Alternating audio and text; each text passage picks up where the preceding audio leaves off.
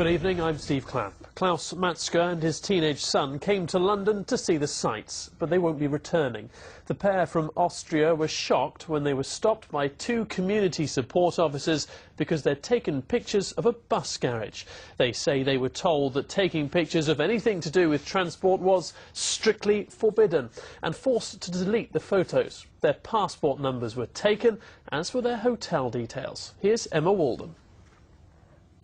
Being public transport fans, Klaus Matzke and his son enjoy adventuring off the beaten track to take photographs of trains and buses wherever they travel.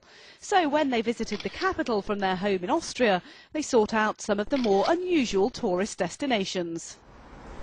And that is how the former cameraman and his son ended up here at Walthamstow bus station. Built in 2005, its modern architecture appealed to the pair, who started taking photographs.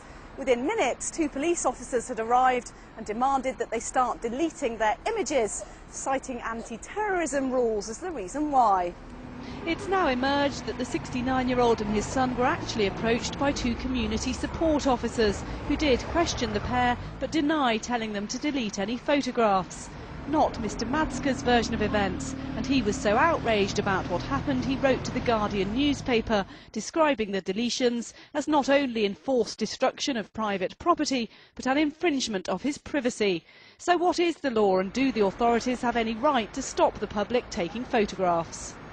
Well, it's unlawful to take a photograph in certain areas. For example, military institutions you would not be allowed to take a photograph of, or indeed in some public areas and public transport hubs which have been designated by the Secretary of State.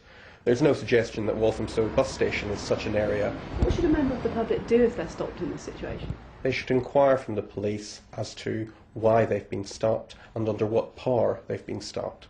But the troubling aspect is whether the police know their powers, because if they don't, what help for the general public? Common sense does need to be applied, and it needs to be applied in both directions. Suspicion and questioning is not the same as assuming someone's doing wrong, and so both sides need to approach these situations in a sensible and open-minded fashion. Emma Walden, London Tonight, Walthamstow. Well, earlier we spoke to Mr. Matzke from his hometown Vienna. This is what he had to say.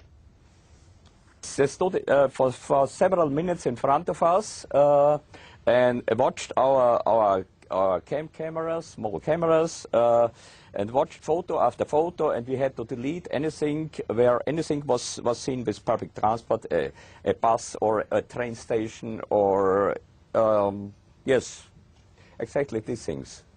I took a very I loved it, but now it's gone. A small video of my son, the hand of my son in front, and in the background, the posters along the escalators in a tube station moving through the frame. I loved that very much. There was nothing to see of the underground, just the posters and the moving rail and the hand of my son. I was forced to delete that. I love the city. I've been there for 35 times. Why I should not come again? Because two policemen overreacted. That was Klaus Matzke speaking to us earlier.